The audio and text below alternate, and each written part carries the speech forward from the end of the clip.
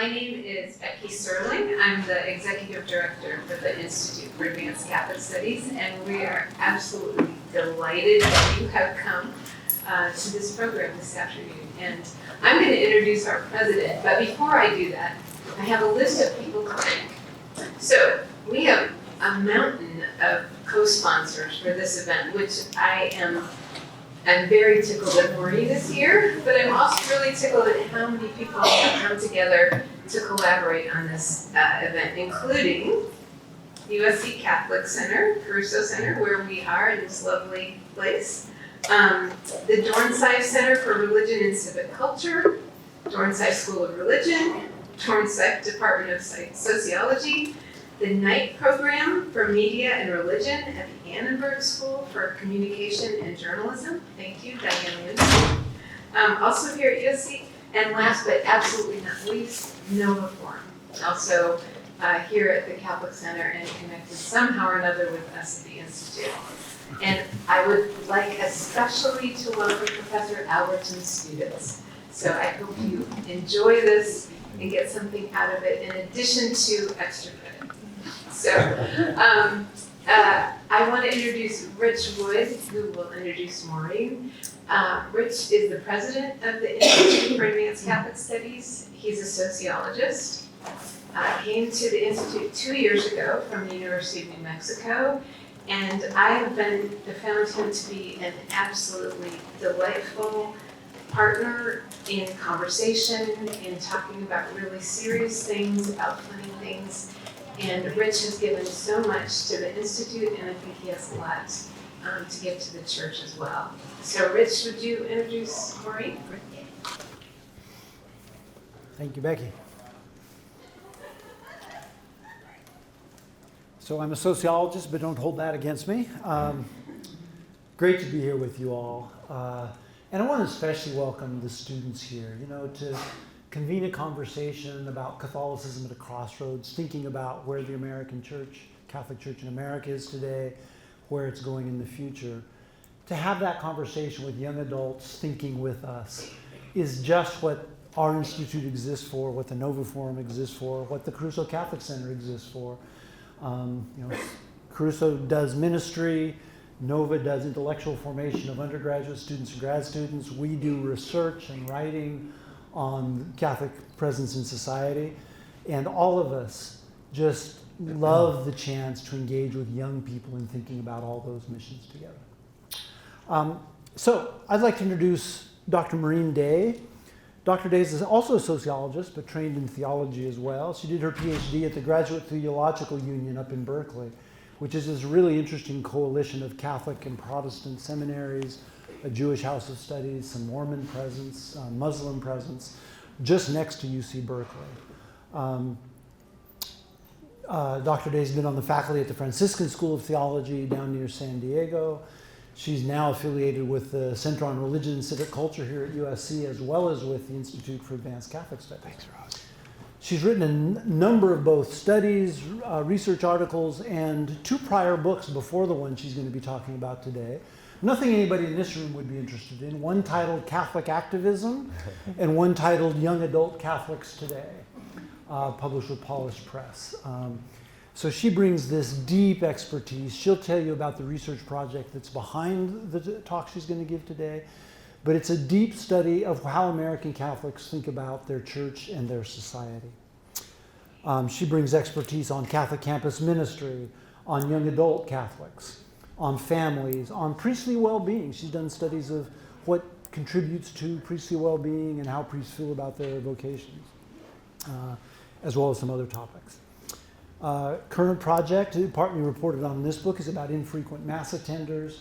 And mostly what you should know about Maureen Day is she's also, in addition to being very smart and a very good research scholar, she's a really lovely human being. And I think you'll enjoy just talking with her. So welcome, Maureen Day. Okay. Thank you. Thank you. It's lovely to join everyone today. I'm going to do a quick sound check for people. How are we doing?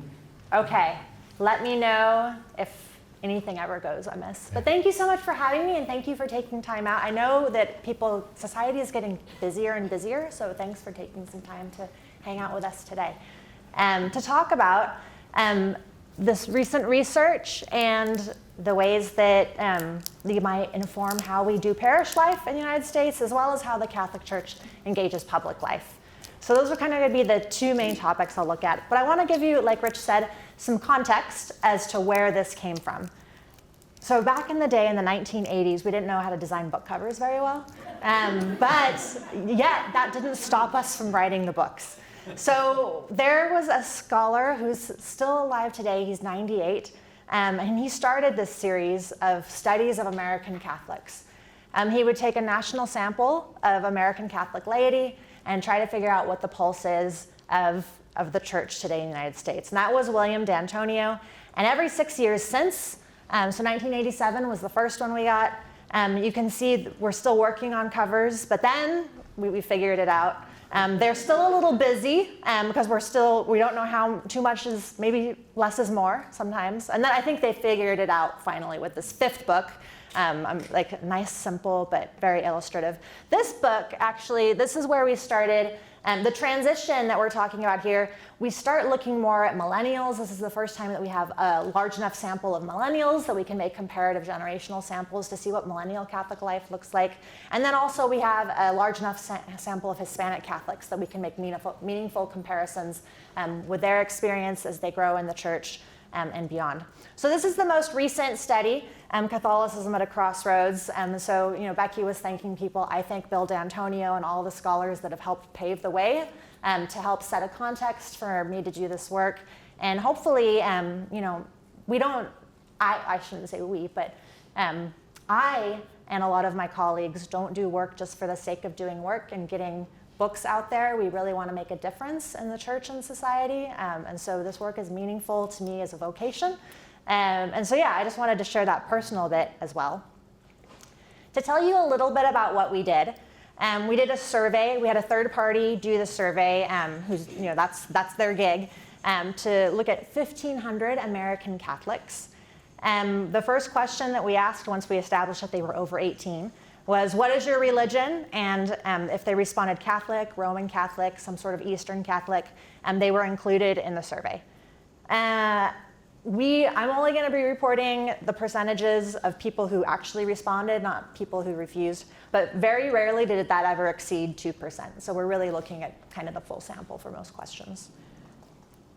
All right, so starting off with what we asked when we were asking about parish life and what we found there. All right, so one of the first things we asked them is how they experienced parish life and the leadership within those parishes. And throughout this whole talk, there's going to be some good news and some bad news, but hopefully the bad news really kind of help, instead of it being a general malaise, we start to put our finger on what could be wrong, and then we're better able to respond once we do that. So even the bad news is like helpful critique and thoughtful ways to move forward. And so some of the questions we asked are their extent to what they agree with these statements. Pastors don't know how to involve the laity. Just over half of people either strongly agreed or somewhat agreed with that, mostly somewhat agree. Catholics don't want leadership roles. That approaches the 2/3 mark or so. Church leaders are out of touch, again, hitting just over 50%. Parishes are too big or impersonal. A minority of people got that, but a large minority of people experience parish life as too large and impersonal.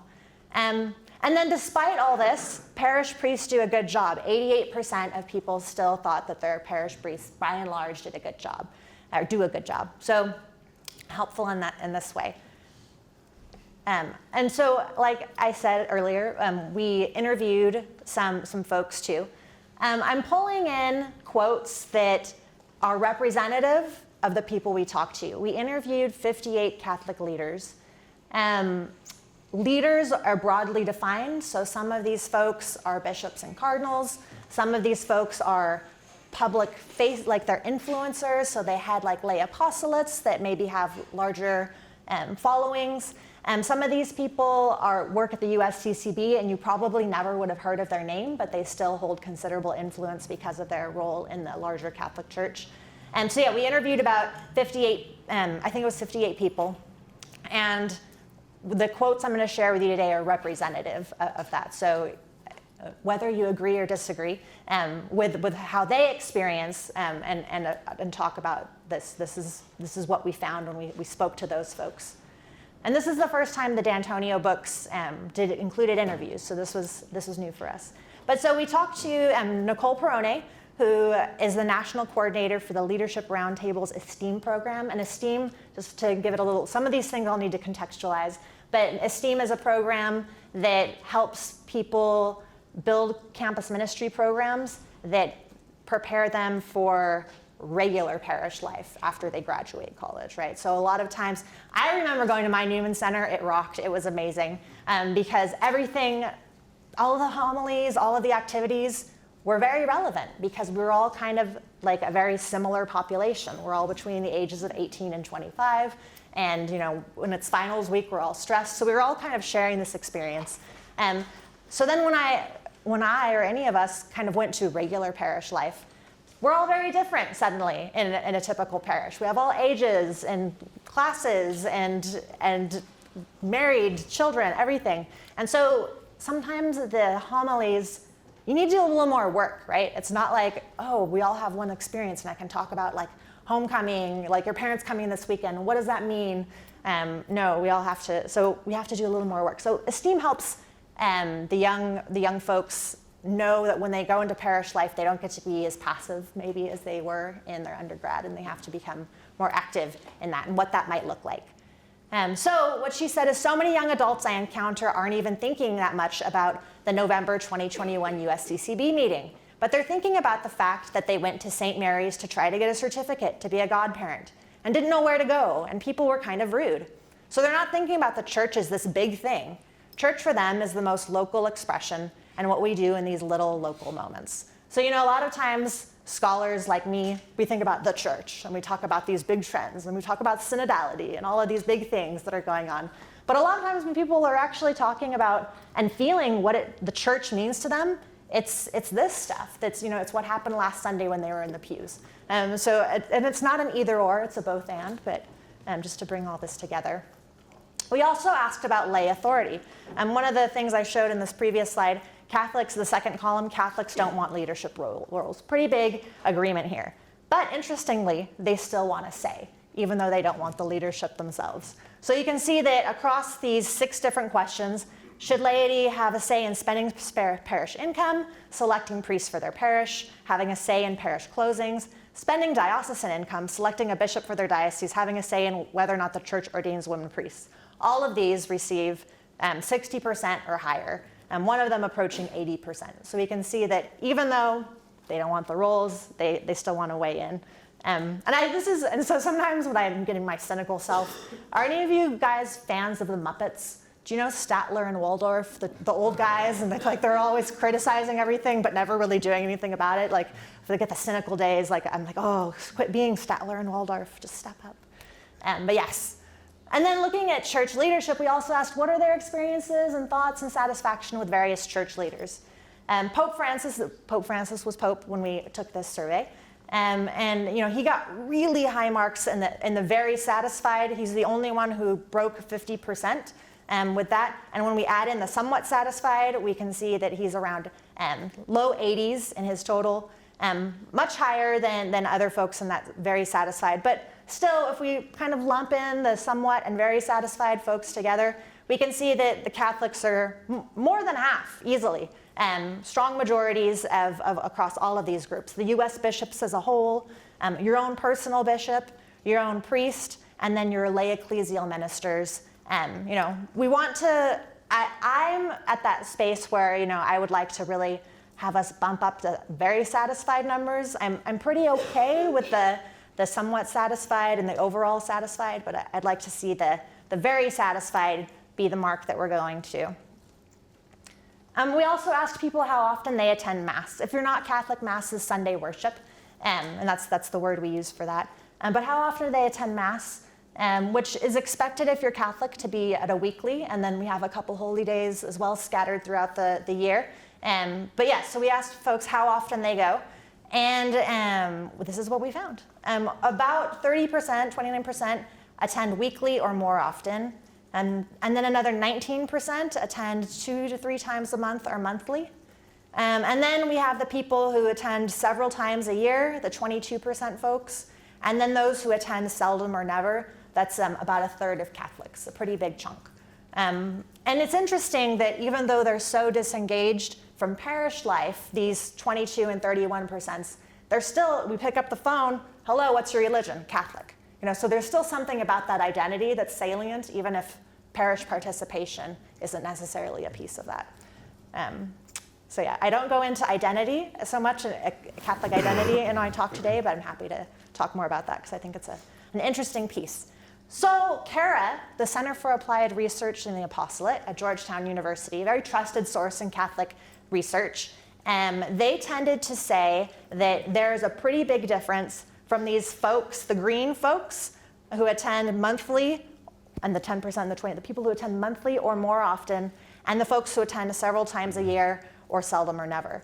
So we tended to think of one group as frequent attenders and the other group as infrequent attenders. The reason that the monthly seems to be an important cutoff is the monthly people still are bringing their kids for sacramental milestones. They're still engaged in parish life, so if some interesting topic that might hit their interest, they might go to that sort of thing. So they are somewhat engaged still. So this is what we did. We separated these two and we asked them 2 different questions. The frequent attenders, we asked, why do you attend as often as you do? And if they said yes, they could say yes to any number of these. This is why it exceeds 100%. But the highest 2, which the people we interviewed were super excited about, was that they enjoy taking part in the liturgy and they feel a need to receive the Eucharist. So this is very important for these folks who are attending monthly or more often. Seeing parish members, different religious traditions amplify the communal versus the individual. The Catholic Church tends to fall, as far as American denominations go, more on that communal piece. Communal worship is important for Catholics. And so seeing parish members, it's not a surprise, that's high up there as well. And then there's folks who might not have the intrinsic motivation. So 46% say mainly it's a habit. 41 say the church requires my attendance. And 27% say to please someone else, and the question elaborated like a spouse or a parent. So there's joyful reasons and reasons in here as well. And then when we talked to folks about what they thought reverent liturgy, so one of the things that sparked our attention here was enjoying taking part in the liturgy. And we wanted to know what reverent liturgy was, because when we did these interviews in 21 to 23, we were like, what? People keep using this word. Like, what is it? Let's kind of get at the crux. What does reverent mean for people? And we had a variety of answers, but some core themes came out. So just for example, Chris Check, who's the president of Catholic Answers, said, I'd say this is an objective truth. There are standards of beauty, and there are standards of liturgical beauty. And reverence can be something that perhaps in one culture exhibits in one way or another. But nonetheless, I think there are fixed standards of reverence where it is clear and that what's underway is sacred because it conveys a sense of the sacred and of mystery. And then Paul Wilkes, who's a journalist, but we interviewed him specifically because he wrote the book Excellent Catholic Parishes. He said, what is a reverent liturgy? He said, the priest is involved, you can feel his emotional involvement, and the people, of course, being into it, singing and wanting to be there, and being friendly to one another before, during, and after. So this for him, this sense of interior commitment and presence and intentionality of being involved. And that this intentionality also comes up. Timothy O'Malley, he's a professor of liturgy at University of Notre Dame, and he says, this is what I call reverence, that there's something at stake in what we're doing, and what we're doing is worshiping the living God. And this is real. This is not something we're happening to be doing at this moment. We believe that this is a mystery, and we're entering into that mystery in an intentional way. And so the kind of the core theme of reverence was that, yeah, there are things that are irreverent and reverent, and we know what those are when we see them, but there isn't kind of a one-size-fits-all piece to it either. There was lots of other quotes that I didn't bring in, but they were all illustrated this sense of intentionality on the part of the presiders, the community, the liturgical planners, all of these folks. And Matthew Kelly, who's the president of Dynamic Catholic, when I was asking him about reverence, he answered, but then he took it in a different direction, which I thought was important, especially as we're talking about the traditional Latin Mass, and the church is like wondering, like, well, where do we go from here? What is this going to look like? And then he says, I think one of the biggest challenges we face as a church at the moment is understanding the difference between something that is essentially Catholic and something that is a preference. But we as American Catholics have a very localized view of church, and we prioritize according to that localization. And I think it can be very dangerous. So his thoughts on reverence, again, was like, yes, there's objective. Yes, there's different ways that objective reverence can manifest, but people sometimes can be confused and to somehow think that their preferences are more authentically Catholic, that their way of worship is more important or more reflective of the tradition than others. This is an ongoing, real conversation right now that the church is having. And so we also asked those infrequent attenders, why don't you attend Mass more often? And so, again, they could check multiple reasons. And the ones that rose to the top were work and family, having obligations in that way, just not considering themselves a religious person. Those were the two main ones that came up. And then kind of there was a pretty big drop, and then they trickled after that. They're too busy. It's not a mortal sin to miss Mass, which it is. But that's what they said. Health reasons, and it was interesting. So health reasons, you're like, oh, I can see, if you're 80 years old, it's hard for you to get to Mass. But we saw that there were a lot of people who chose this in the oldest generation, but a lot of people, the second largest group was the youngest generation. So we don't really know what health reasons mean for some people, but it was an interesting finding. Poor Mass times, poor preaching, and it's boring. So this is the kind of the overall. The one that kind of hit me in the heart was not a religious person, because even like in secular disciplines like psychology, there's a sense that the spiritual is a fundamental dimension of being a human person, right? And so if a person, especially a person who identifies as a religious person, can't tap into or recognize that in themselves, I'm like, wow, where did we drop the ball with that? That someone who identifies as religious still is like, I'm not religious. That one. And then the work and family one was addressed by Jason Simon, who's president of Evangelical Catholic. If I was a pastor and I saw this chart, the one I just showed you, then on the days when I know I'm getting these infrequently attending people, Easter, Christmas, Ash Wednesday, I'm hitting it hard on how the gospel is good news for our work and for our families, right? So making this relevant so that it's not, do I be a good Catholic or do I be a good dad? It's like, no, you be a good dad by being a good Catholic, right? And we tie these things together in a more intentional way.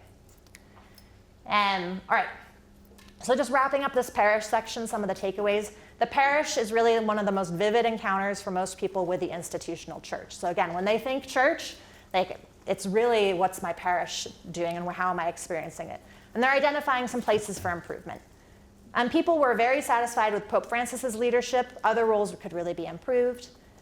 Reverence as objective, but not a one-size-fits-all. They kind of talked about this big tent approach to Catholicism. A little caution around the more authentically Catholic piece. How do we begin to talk about this as church? And then a tension between Catholics not wanting leadership roles, but still wanting a say. How do we navigate that? All right, so moving into the faithful citizenship in our very polarized times, and only increasingly so. I don't have any Pew data. I normally would bring Pew data, but when we look at people's political attitudes, Americans generally, in the 1990s, there's a lot of there's a lot of overlap between the two parties.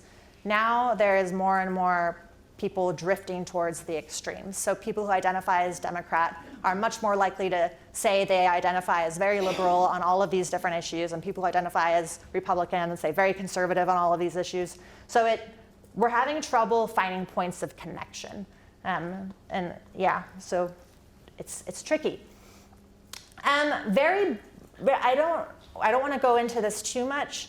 I do want to offer some just some caveats with this chart. So we do have both Black non-Hispanic and other non-Hispanic in here. Those are both groups, though, that represent Black non-Hispanic is 3% of our sample, and other non-Hispanic is 6% of our sample. So they're not really statistically reliable, but we can at least kind of like, interesting, and like, probe questions for further research. So just keeping that in mind. And other non-Hispanic, of that 6%, we're looking at about 4.5% of those being Asian, and then the rest could be Native, Catholic, or checking multiple boxes. So that's what we've got there. So looking at this, I'm going to explain the chart too. So when we ask Catholics what party do they identify with, which doesn't necessarily mean how they're registered, but it's the one that they identify with. So the top row, not the ones with the asterisks, 28% said Republican, 44% said Democrat, and 23% said independent. And then the number below that with the asterisks, that's Pew Research data. So we can see that across the US as a whole, not Catholics, but the US as a whole, we can see how Catholics compare to the general population. And we can see Republicans approximate Catholics in the US, about the same. Catholic Democrats are higher than the national average, and the people who are independent are much lower than the national average. So that's where we're seeing kind of the trade-off among that. We'll get to that in a second. So what we see among white Catholics is that they're more likely to identify as Republican, and they're equally likely to identify as roughly, so like the 21% is similar to the 23% as independent, and they're less likely to identify as Democrat. Hispanic Catholics are more likely to identify as Democrat, less likely as Republican. They're kind of approximate as well in the independent section. Black Catholics are much more likely to identify as Democrat. None in our sample out of the 40-something Black Catholics we talked to identified as Republican. And then 15% as independent. And then the other group, which is primarily Asian, but I don't want to overly generalize, because about 75% of our others are Asian. And we can see that they are a little lower than the average in Republican, right about average in Democrat, and more likely to say that they're independent. And then we looked at it by generation. And this I thought was the most interesting piece, was like the older Catholics, the pre-Vatican II, who we're not going to really be able to talk about in the next survey data because they'll have passed on to their eternal reward. But they're much less likely to identify as independent. They came from a time when civic engagement was pretty robust in the United States, and so belonging to a party and a group is more kind of part of their DNA. And we see that the independents really rise throughout this. The iGen, you can see there's a little bit, or Gen Z, however you want to say it, you can see that there's a little bit of a decrease in the independents there, but again, this sample was just aging into the 18-year-old group, and so we didn't capture quite enough to make also a robust comparison with these folks, but it's a whisper of what could be in store. But so yeah, we see that people become more and more independent as in the younger generations. And then the Democrats are pretty solid, so a very similar percentage the whole way down, very little variation. And then they become less and less Republican through the generations. All right, so then we asked some folks. We said Catholic bishops often speak out about politics and elections, as well as about policy issues like healthcare, immigration, and foreign affairs. Which of the following best describes how you typically respond to the bishop's statements in these areas? A little over half, 55%, said, I consider what the bishops have to say, but ultimately make up my own mind. Going to the top of the wheel, 9%, they say, I try to follow the bishop's guidance. So about 1 in 10 Catholics really kind of prioritize the bishops. But a third, 36%, say the bishop's views are irrelevant to what I think on political issues. So we can see about 2/3 of Catholics at least entertain and engage with the bishop's teaching. 2/3 meaning adding up the 55 and the 9%. And so that's what John Carr is the founder of the Initiative on Catholic Social Thought and Public Life at Georgetown University, and he used to work for the USCCB. But he really got excited about this. At first I was like, looking at this chart, and I was like, oh, a third of people don't even like care at all. Like this is hard. But leave it to John Carr to find the bright side. He said about 2/3 of Catholics try to follow the bishop's guidance or consider what they have to say, but make up their own mind. Actually, that's a good description of what faithful citizenship says. Faithful citizenship is a document that the USCCB puts out to help Catholics think through their place in American public life and their civic engagement. The role of the church in public life is to form consciences. So if in fact they use what the church teaches to form their conscience and make their own judgment, that's encouraging, frankly, and reflects a pretty healthy approach. So the bishop's views are irrelevant, so the bishop's views are relevant, and the fact that Catholics ultimately make up their mind is very American and very Catholic. That's John Carr's take. People might want to talk more about that. We also asked people, so do you agree with the bishop's support for making the immigration process easier for families, their support for expanding government-funded health insurance, and their opposition to the death penalty? And so this is what we found. So even though a lot of Catholics say they just kind of only briefly entertain, again, only 1 in 10 say they really kind of make that a priority, we see that a good number of folks agree with the bishops nonetheless on these 3 issues we asked about. Death penalty is a little weaker, right? Just getting to 52%. And then we asked folks, so how do you think clergy can engage? Like, we showed them the bishop's chart, and I was like, what do you recommend? And how do we talk to folks who are in our pews but don't necessarily care what the church teaches on these issues? And she says, well, what I'm talking, this is Joan Rossenhauer, and she's the executive director at Jesuit Refugee Services, and she was lead staff for the 2000 iteration of Faithful Citizenship, 2007. And she says, what I'm talking about is preaching about the values. It's not telling people that you must support a certain immigration policy. It's telling people that when you make your decision about your position on immigration policy, you have to think about what it means that we're called to welcome the stranger, that we have a preferential option for the poor, that we care about global solidarity. Catholics have to be reminded that these values have to play a key role in our decision making. And then we make our decisions. It's part of forming our consciences, being aware of our values and principles, and then making our decisions in public life. And then we asked, so again, like highs and lows to all of this data. So we asked people, what do you think about the bishops? And there's kind of mixed results depending on how you want to look at the data. We asked folks whether or not they agree with certain positions, and majorities across all 3 of these issues. But then 76% of our sample said they voted for president in the last election. And we said, what informed the way you voted? Was it your religious beliefs? Only 10% said yes. Was it because your pastor or bishop recommended that? 1% said yes. Was it because of the candidate's religious beliefs? 4% said yes. And then, would you say religion played no role in how you voted? 86% said yes. So we can see, at least on a conscious level, very few Catholics are engaging their faith when they're considering at least who they're voting for president, probably bleeding into other issues besides the presidency.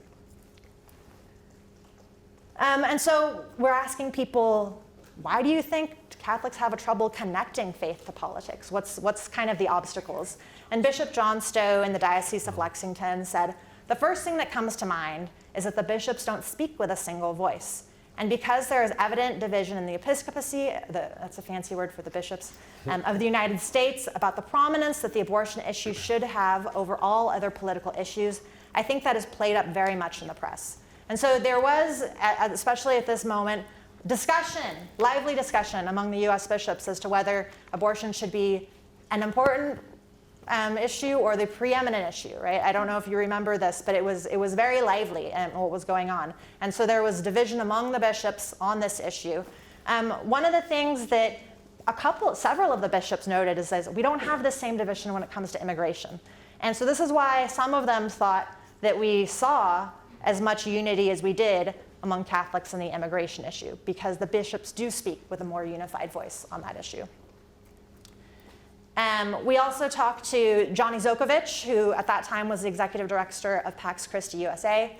And he says, I'm really feeling the increase in polarization himself. He says, I've been involved in Pax Christi since the early 90s, and I found it easier to engage people who didn't know anything about Pax Christi USA or the progressive political wing of the Catholic Church. There was greater curiosity and openness, or a greater middle ground of people who could participate in terms of their curiosity without this deeper entrenchment. Folks hold their beliefs about other people's opinions all the more strongly. There's a caricature that is harder to overcome in being able to engage people. The boundaries aren't permeable. There's not a generosity of openness towards positions that might be different or you might be unfamiliar with. It's much more reactionary. Folks have been fed a line, whether it's through the media sources that they select or they have found in their niche storytelling devices that have informed them. They don't brook anything that is contrary. And so it's harder, I think. I think that's true. So this is his, the polarization that we see in the data, we're feeling it in real life for people who are in these lay apostolates on the ground trying to build dialogue and consensus among Catholics. And we looked at Catholic commitment. So this is my exciting moment in all this data, because one of the things that over and over again we saw in various media outlets, various statistical analyses, is that not just Catholics, but pretty much every religious group votes or holds their political attitudes based on their party preference. So you can, it doesn't matter whether someone is Catholic or Jewish or Lutheran or whatever it is. If you know that they're Democrat, you can be pretty predictive as to how they're going to feel on the death penalty, or if they're Republican, how they're going to feel on immigration. And I wondered to myself, and this was true of Catholics too. So I wondered to myself, I'm like, what if we took our Catholic commitment variable, which we've had, it's what we call a composite variable. So we take 3 different variables and we bring them together to form a new variable that we call commitment. And so I said, what if we looked at their political stances based on their commitment level? Could we find something different then? So just to define high commitment for you, high commitment Catholics are those who attend Mass weekly or more frequently. That the church, they say that the church is among the most important parts of their, the most or among the most important parts of their life. And they choose a 1 or a 2 on a 1 to 7 scale, saying how likely they are to leave the Catholic Church, where a 1 says that they would never leave the Catholic Church and a 7 says they might leave. Low commitment folks, and that's 20% of our sample qualifies as high commitment. 16% of our sample qualified as low commitment. So they have to do at least 2 of the following. They have to attend Mass seldom or never, say that the Catholic Church is not very important to them, or say that their likelihood of leaving the Catholic Church is a 5, 6, or 7 on that 7-point scale. And if they do 2 of those, they're considered low commitment Catholic. And then the moderate commitment is everyone who doesn't fit into one of those other 2 buckets, which is the biggest group in our sample, 64%. So you're all wanting to know, right, what happens with this commitment variable. It was an astounding effect, actually. So we asked the people, looking at a Democrat-friendly issue, how do you feel about government-funded health insurance? And you can see there's pretty much a consensus across the low commitment, and these are low commitment, when I call them low commitment, it's low commitment Catholic, not low commitment to their party, right? So it's low commitment Catholics who are Democrat. And you see the Democrats kind of all look the same. There's a slight increase, but it's not statistically significant. Maureen, could you walk us through what the labels are at the bottom? Yes, I would love to do that. Okay, so we've got, if we look at the right 3 columns, those are our Democrats. We've got low commitment Democrats at 88%, low commitment Catholic Democrats at 88%. The medium commitment Catholic Democrats are a little higher at 91, and then the high commitment Catholic Democrats are the highest at 94%. But where we really see the difference start to emerge is when we are looking at the Republican folks. So low commitment Catholic Republicans, only 1/3 of them say they agree with this government-sponsored health insurance. If we go to the 3rd column, the high commitment Catholic Republicans, we see they cross that 50% threshold. And so more than half of high commitment Catholics depart from their party's platform and they move into what the church's teaching is on the issue. And we see this across several issues. I got super excited that it wasn't a one-off. So we looked again at the supporting migrating families question. Again, we see slight changes across the Democrats, but huge changes across the Republicans, so much so that we're at 69% of high commitment Catholic Republicans agreeing with the church's teaching on migration. Again, amplifying, like, is it because maybe the bishops speak with a unified voice on this?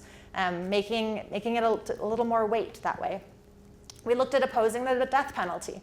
And you can see here that the high commitment Republicans actually squeaked past the low commitment Catholic Democrats, right? So they are much more likely to be opposed than the low and medium commitment Republicans.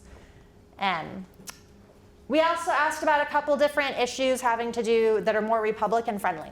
So one of the questions we ask, there's a series of questions we say, like, can you still be a good Catholic if you X, or if you believe X, or if you do X? And one of those is if you disobey the church's teaching on abortion, so if you have an abortion. And so we can see that it's very interesting, actually. The low commitment Catholic Republican and medium Catholic Republicans are only at around a third of them say that getting an abortion means you're not a good Catholic.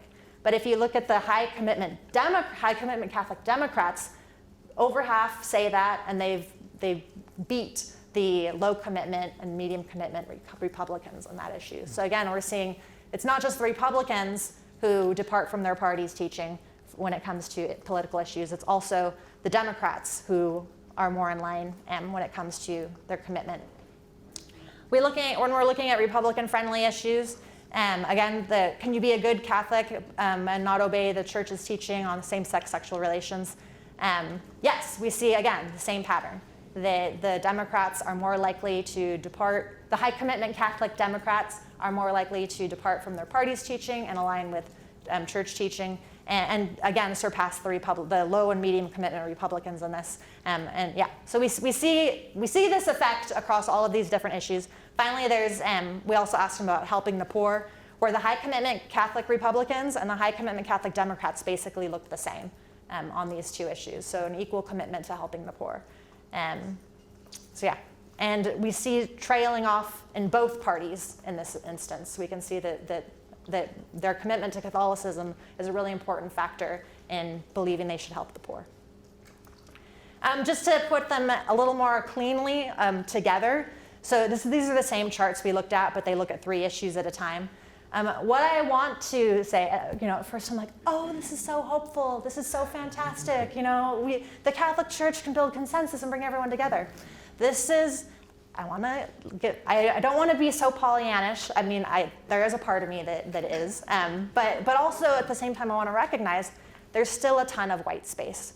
So like when we look at Catholics who oppose the death penalty, both the high commitment Catholic Democrats and Republicans, there's a ton of white space. So if we look at this oppose the death penalty, I'm going to move over here. So these guys are the high commitment Catholic Republicans. 45% of these folks still don't agree with the church's teaching. So it's like, yeah, 55%, that's awesome. But still, like, a large minority still don't agree. And it's the same thing with the Democrats over here. Like, yes, 73% do agree with the church's teaching, but 27% don't. So we see lots of white space, and so just to look at the white space on these issues, even more white space across this board, where there's the gap between the 100% mark. So I don't want to pretend that it's all like going to be roses and fantastic if we just get together and dialogue. It's going to be hard, and there's still going to be disagreement. But it does say that there is a better chance for Catholics to begin these dialogue pieces where we can build bridges and collaboration across the aisle than there is if we just start as a society as a whole. It's the both and, right? All right, and so some takeaways from this section. Catholics are more likely to be Democrat and less likely to be independent than the US as a whole. 2/3 of Catholics consider what the bishops have to say on policy matters. Very few of them prioritizing that relationship, but still a good number engaging. For the vast majority, religion has no impact on their 2016 vote, their vote for president we looked at with this data. And then polarization, yes and no. There is high Catholic commitment that helps with the partisan kind of entrenchment. But even if you're a high commitment Catholic, that doesn't mean you're immune to the kind of the political power of the different parties' platforms. And then I have a couple questions that we can engage. I think, Rich, you suggested we look at these a little later. A little later. Okay. Leave them up or what? No, let's take them down. Okay. I'll do that. All right. And that's it. All right. So come on up, panelists. Oh, thank you.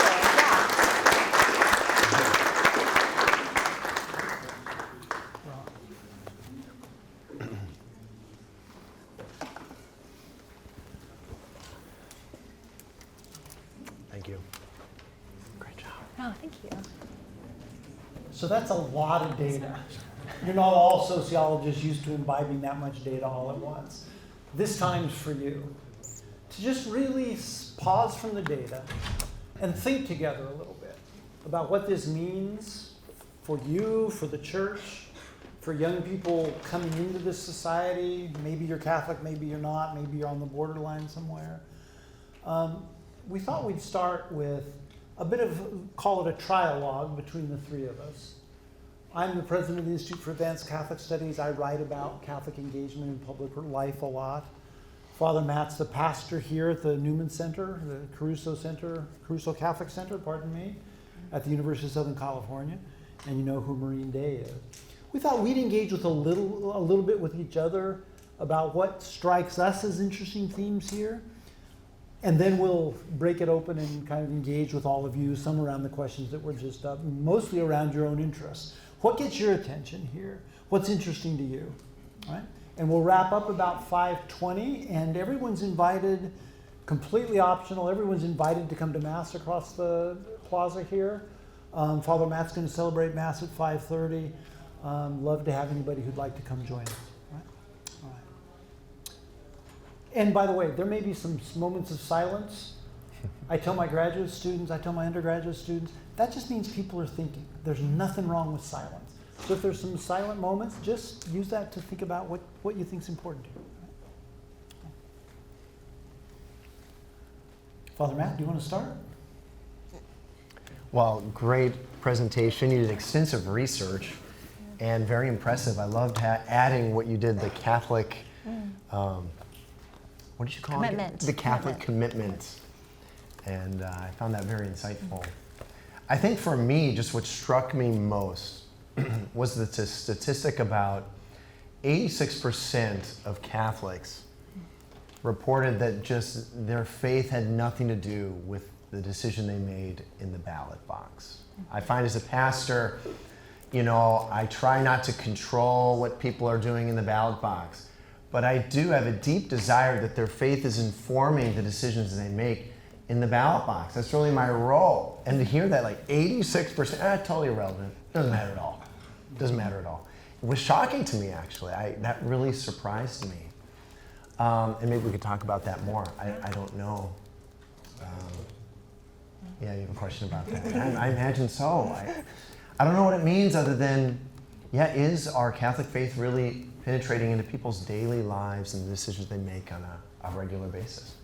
Well, my first, again, glass half full thoughts are that, yes, they say that, then we know that, and we trust that that's what they think, but we also see that it does have an effect, right? If we look at the commitment index. So there might be a way that Catholics don't necessarily know that their faith is informing, but it is absolutely informing. Just like, my father passed when I was 19, and someone said, what's the smartest thing or the wisest thing he ever told you? I'm like, I have no idea. But I know that he's made a huge impact on me and who I am, even though I can't pull out any specific one-liners that he's ever said. So I think that might be a way that faith forms people, and they catch it and they're immersed in it. Again, I'm always looking at the hopeful side, but so maybe which is good. Yes, we need that. Year of hope too. We're in right now. Yes. But I think that the data shows that it does inform. So my question is almost, how do we better help people intentionally think about how their faith should inform the ways they go about their daily life? Can I offer a thought on that? Do it. I'm skeptical that the primary way that the church shapes people's conscience is through Catholic teaching about issues. I don't think folks are paying much attention. I don't think it gets preached about a lot in the homilies. Homilies are what Catholics call the sermon, right? I want to go to where you started, around the centrality of liturgy, of the spiritual life, of the way that deep engagement in this thing we call Mass, communion, right? What it means where all of us together in church walk up and receive communion and understand that to be encountering Jesus Christ in bread and wine, right? It seems to me it's that act that is the core of whatever influence the Catholic world has on how people see social life and therefore see political issues. I'm just curious what you all think. Is it the teaching, or is it the spiritual life that actually matters for Catholic influence on how people think about society? I think it's tricky to necessarily disentangle the spiritual from the teaching. So my dad, I was born in 78, but my dad had me when he was older. So he was born in 39, and he came from a very different sort of Catholic world where there wasn't polarization. And I look at the way that he went to Catholic school, typically all boys, and all of he lived in a very thickly Catholic world, meaning like his relationships, his sports, the people in his neighborhood. He was a military brat, but the Catholics kind of all knew each other, and there were a lot of Catholics in the military in that era. And so there was a lot of, and he had this deeply Catholic piety, like he went to confession monthly. And I feel like there's a world, sorry, I'm going to stop being anecdotal, and I'm going to go to some data just for a second. So Stephen Bullivant wrote a book called Mass Exodus, and he looks at where exactly and how he thinks Catholics started drifting away from regular Mass attendance and religiosity more broadly. And he looked at both Britain and the United States, and what he found is that there's this moment where we can say, oh, this is where we start to see Mass decline. But before that, there's a kind of an erosion of the Catholic world. So like before, Catholics lived together in neighborhoods typically, and so there was a lot of social interaction, and so there was a lot of overlap. But slowly, like, people moved to suburbs and these sorts of things. And not that there's anything wrong with suburbs, but suddenly there was a lot less reinforcement of Catholic world, and so you would have to go. It's almost like you had to be more intentional about getting Catholicism as opposed to just kind of like breathing it in this, like through liturgy, through relationship. So that's kind of maybe the first thing I would point to. But do you want to add something, Father Matt? Maybe just a thought there. I think, there's the need for a proper disposition, which can put one in a place to accept a particular teaching.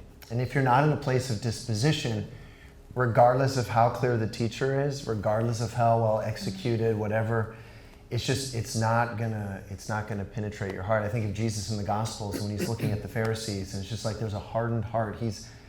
The truth is right in front of them, and they're blind or they're deaf. And so you mentioned spirituality, you mentioned worship, which gets into questions of conforming your life to the gospel. And I think that to the extent that we can do that, it's going to really help us be more open to what we believe and then why we believe it, and really integrate it then into our lives so that we can, live it in all aspects. So I would say there is a connection, and I would say, I suppose, that in the long run, you would really need the spirituality to be that foundation upon which then a robust and thoughtful, catechesis would lay upon, and then hopefully an integration of these things in real life. Maureen, I was struck by the same way you were by that group who, somebody calls them at random on the phone. They ask you what religion you are, you say Catholic. And then you say, yeah, but I'm not a really religious person, right? That's interesting. And I combine that with what you said about people's that the most dynamic or most vibrant place that people experience the church is at their local parish. I don't know about you all, but I travel a fair bit. I go to a lot of different parishes. That worries me because there's a lot of parishes out there that aren't very alive, right? So I wonder if that group of Catholics who think of themselves as not very religious, they haven't had that spiritual depth activated by good worship, by encountering Jesus in the sacraments, by good preaching, right? I think our yes, I truly believe spirituality is deep in the human person, fundamental to the human person. But experiencing myself as spiritual is constructed through worship, I think. Yeah. So maybe there's a relationship there. Yeah. No, I think, I think one of the things that, and I don't want to romanticize the past, but I feel like in my 47 years of being on this earth, the world has gotten faster. And I feel like as we speed things up, we have less opportunities to be aware of wonder and awe. And I think these are things that help us tap into the fact that we are these spiritual religious beings. Yeah, I mean, I think there's been some beautiful works written about that, like the mystery, which is what the liturgy taps into. Who is God? So God is the great mystery. And through liturgy and worship, we can have an experience of that great mystery. But in the world today, we don't like mystery. We like to quantify and examine and break down everything. So whether that's the physical world in which we live, what is that? And let's break it down and examine. Not that we shouldn't, but that's what we do. And so we kind of destroy the mystery a little bit behind a sunset, because now we've quantified it all and here it is. Or a beautiful mountain, landscape, whatever you have. Or we do this with relationships, right? Something like love. We try to, in some way, deconstruct that, the mystery of that reality. We try to, okay, well, it's this chemical, and it's that chemical, and it's this, that, and the other thing. And so we live in this world where we've done this in many different contexts, and in some ways we do that with our faith, too. And we tear away at the mystery. When we tear away at the mystery, we try to compartmentalize it. But we're finite, and we can't do that. It's like living a lie. And really our invitation is to open up to the mystery, which I think is what good liturgy does ultimately. It opens us up, it disposes us to be open to God, who is much greater than anything we could examine, quantify, put in a little box and call our own, Can I ask a last question of you two, and then let's break it open to everybody? What do you make of this tension, what I think of as a tension between the notion that there's some things that are essentially Catholic, that without them one just isn't really Catholic, right? They're core to the faith. And the church teaching, strong church teaching, about the Catholic faith and the Gospels have to be, the word the Catholic Church uses is enculturated in different settings, in different human cultures, in different ways. So the Catholic deep experience might look different in an African American community in Los Angeles, in a Lakota community in South Dakota, in a Hispanic community on the border, and in a white Catholic community in ethnic part of Chicago or in suburban Los Angeles, right? There's some kind of tension there.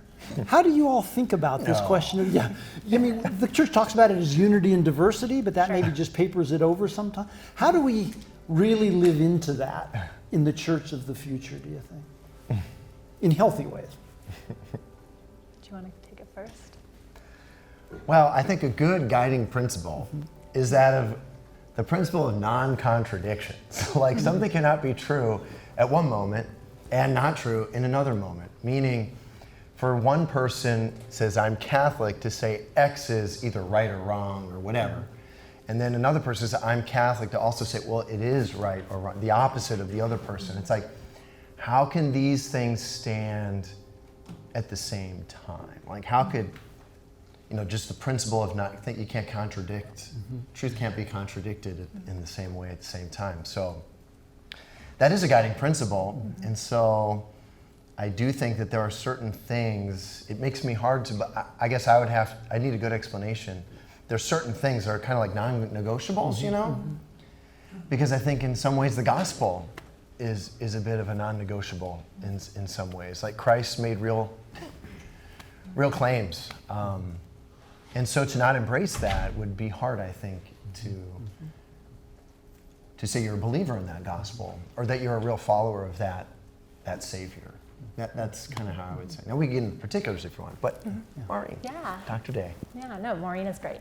I would say that less than directly addressing the tension that you're lifting up, I tend to feel my way through those things. And I really appreciate the fact that we have, I don't know how many, but we have a ton of saints in Catholicism. And they're all different, like very, very different from each other. And yet they're all pointing to Christ in some way. They're all amplifying the gospel in some beautiful way. And this is not to say that they're perfect. Like, kind of their beauty is that they're imperfect, but they're striving that holiness that's like amazing. Like, they know they're not perfect, and yet they're still going to try. Like, it's very beautiful. And so I think that just looking, and contemplating that the huge diversity and the ways that holiness can happen, and yet all be rooted in Christ. So yeah, I think that's the way I kind of live with it. That's nice. All right, let's just break it open to other thoughts, other observations, other comments or questions. And we'll ask folks to be a little succinct just because we only have about 20 minutes left. But get your ideas on the table. We'll also project those questions from before in case folks want to engage with those. Yes, ma'am. That was a hand? Nope. I think you had your hand up? Yeah? Okay.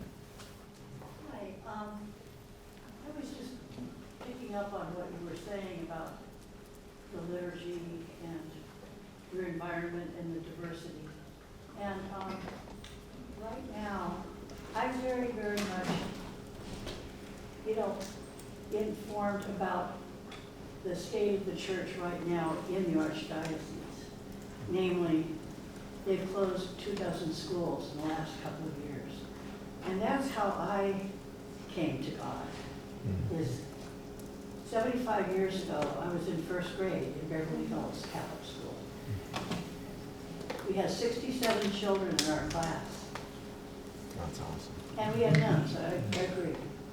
So now, from 75 years later, we have almost half the schools are gone, just in this area, in the metropolitan Burbank area.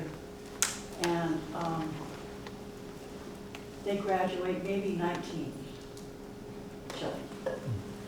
So the attendance has gone from 67 children to 17 children, say 17 children. And yet, the teachers' salaries have just stayed the same for 75 years. And there's a question I have about the importance of education, not only to the poor kids, but to anybody who wants to raise their kids Catholic.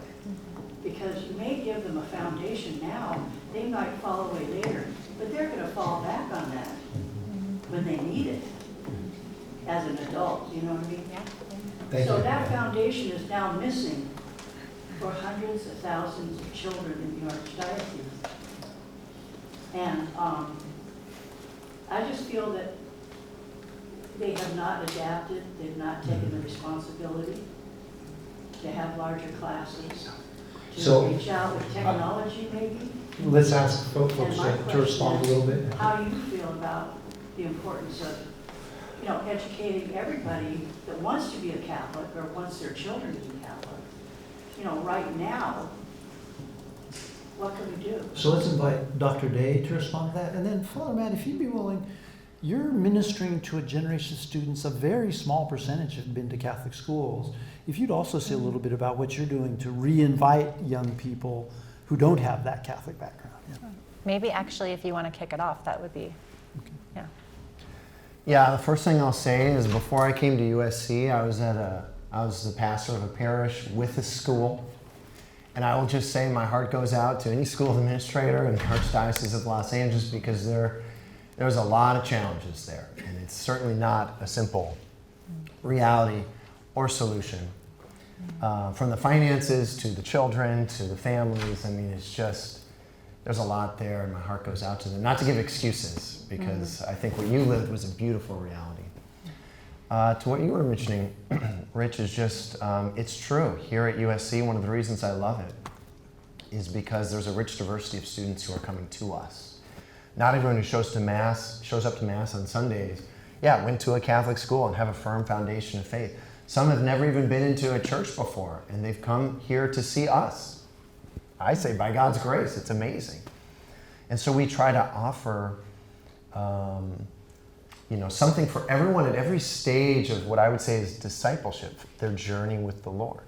From the big welcome, come on in, how you doing? The smile, the handshake, whatever, to someone who's looking for a more detailed, thoughtful explanation. Well, what do we believe and why? Let's get into that a little bit on a deeper level. So trying to offer someone at every stage of that discipleship process as their students here at USC.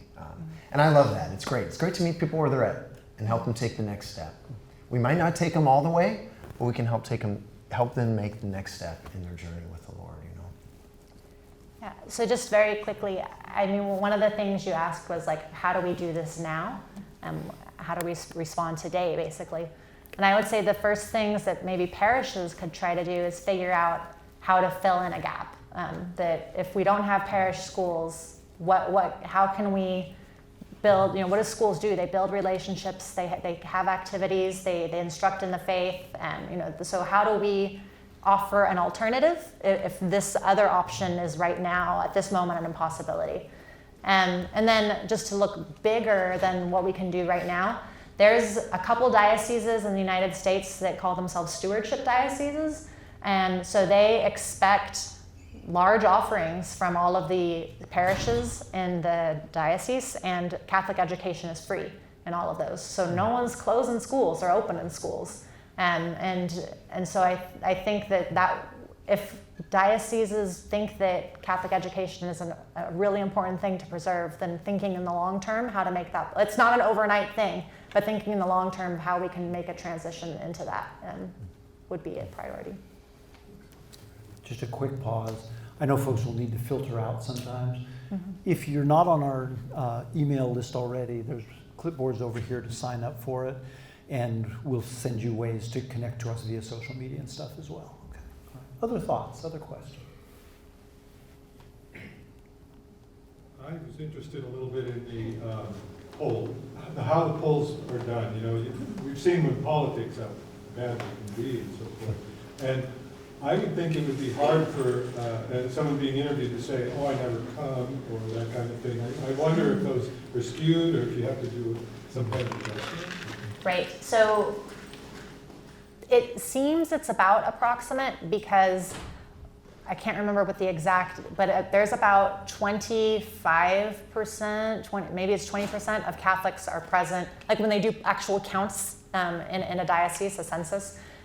So roughly, so we're doing self-report, which people tend to skew, but it's interesting. People don't skew religious attendance as much as they used to. So there used to be a social bias of not attending service or mass, right? Depending on your tradition.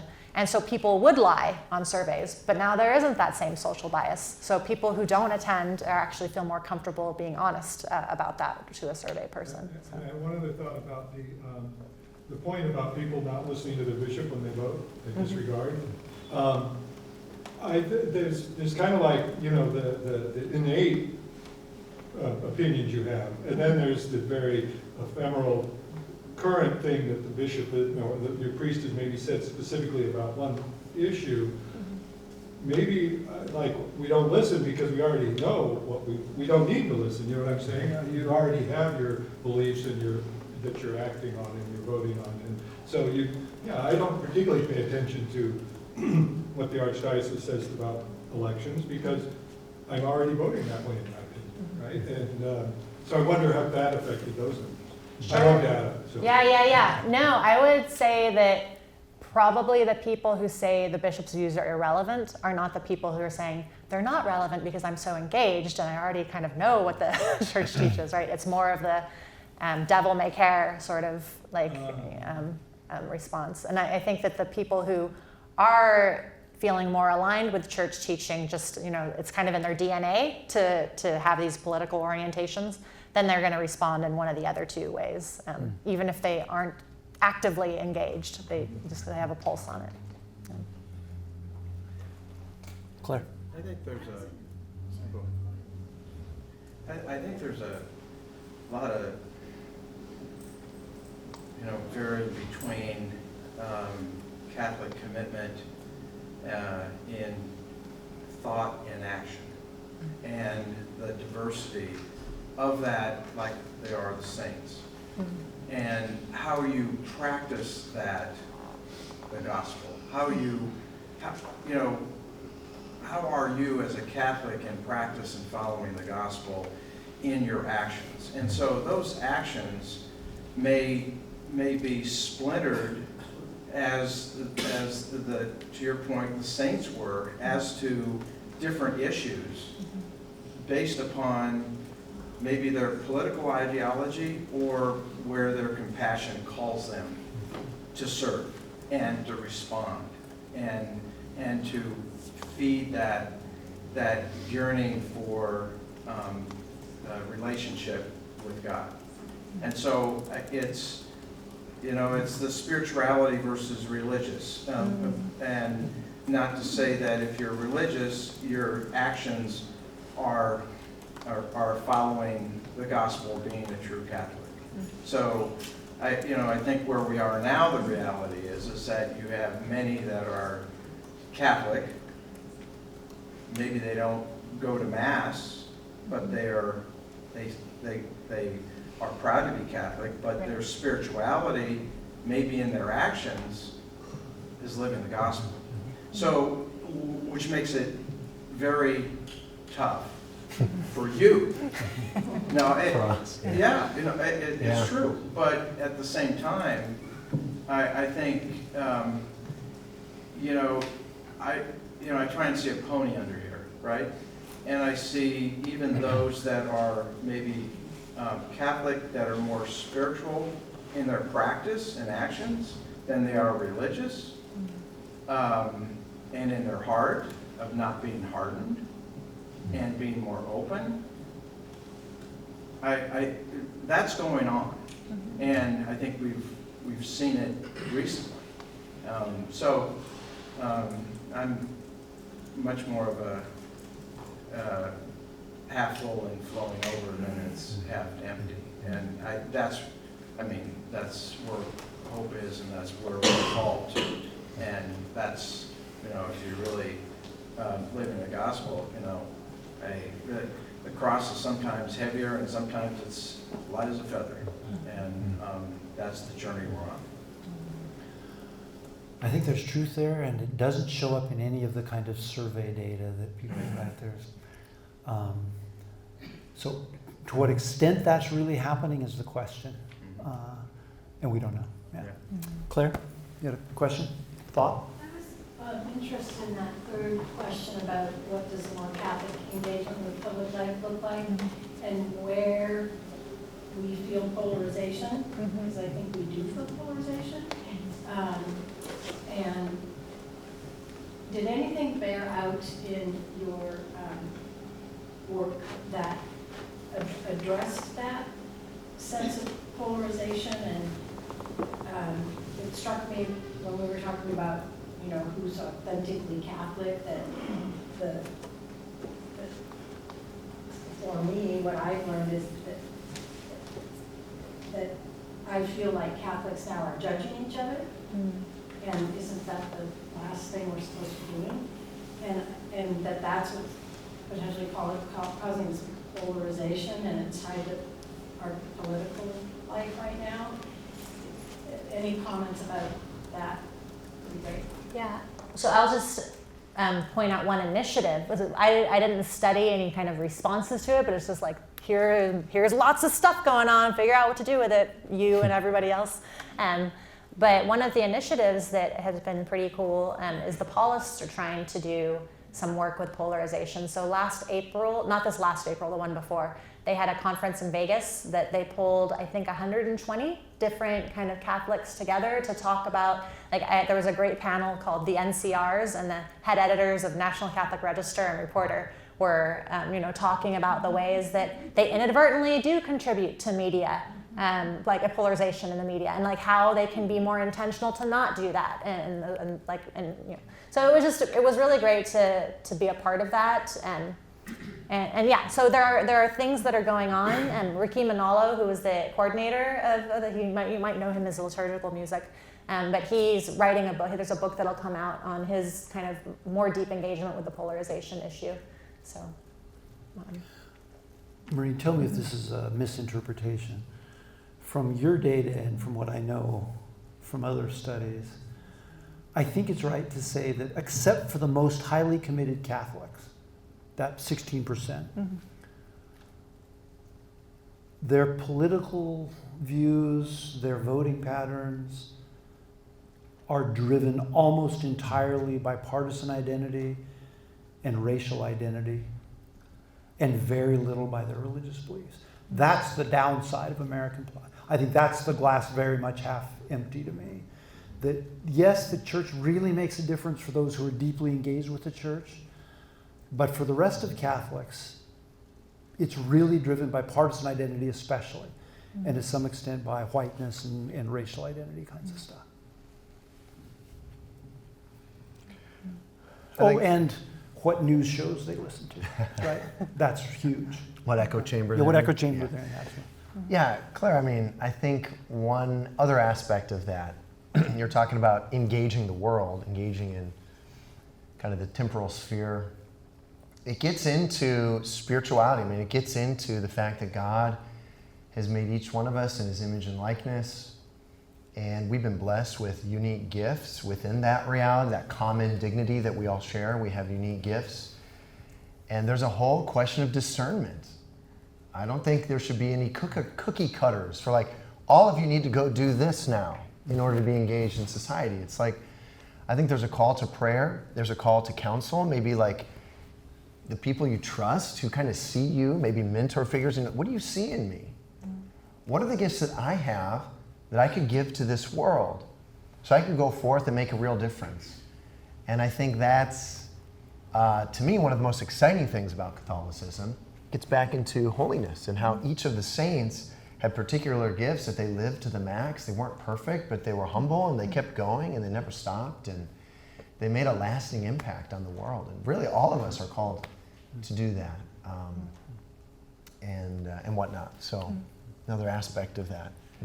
We need to move towards wrapping up. I want to give Dr. Day the last word, but I want to, before that, any of the younger people in the room want to offer a thought? Yeah, go ahead. I have a quick question for Dr. Day. In terms of the study, did you sort of consider like regional differences between the groups? Because this comes from like a personal experience. Like I went to 4 years of Jesuit high school. One of my peers went to 4 years of Jesuit high school, but in Kansas, and I went to Northern California. Like same political party, same level of commitment, yet we had very different views on some of the topics that you would bring up in your study. So I was just curious about that. Yeah, so yes and no. So our study did not look too much at regional difference. We wanted regional representation so that we captured, folks in the Northeast and the South and that sort of thing in a representative way, like where the Catholics are living right now. So, we oversampled, or not oversampled, but we would have more Catholics in regions of the country where more Catholics lived and that sort of thing. But where other studies have found important regional differences are liturgical preferences. So things tend to be a little more formal on the East Coast and a little less formal on the West Coast. But yeah, well, can you name a thing or two that you and your roommate were different on? I mean, abortion. Okay. I think like what we determined was that, you know, the West Coast Catholic schools is a lot more principle-based understanding of Catholicism rather than like the strict adherence to the Bible that he sort of had in like the southeast area. Okay, so he thought it was more like a biblical basis. And I mean, so I was involved in an abortion project with the Notre Dame Institute for Church Life. And I did a lot of interviews in the California area, and I was surprised how many Republicans I interviewed who identified as pro-choice. So I think that there is, like, even among conservatives, like in the West Coast, like maybe it's like a libertarianness to it, like that goes with it. I'm not sure. I'm speculating at this point. Yeah. Maureen, we need to move to wrap up, but would you just take a minute? Last words you would offer to young adult Catholics out of your study? Okay. I didn't warn you. Never give me a mic, right?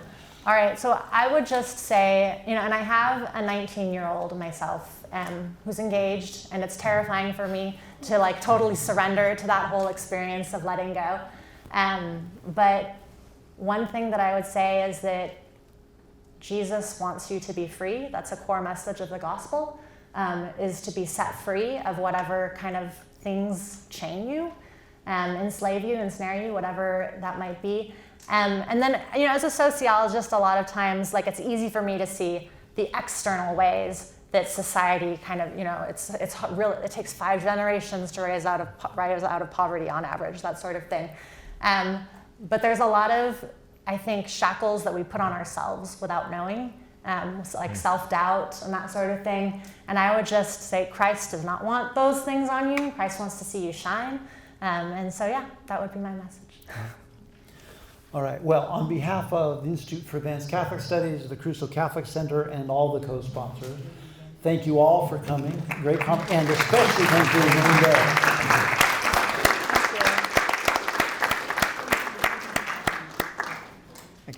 Thank you. And thanks to the Institute staff and to the Dornsife Tech staff and to the staff of the Crusoe Center. Thanks, everybody. Mass will start in about 10 minutes. If you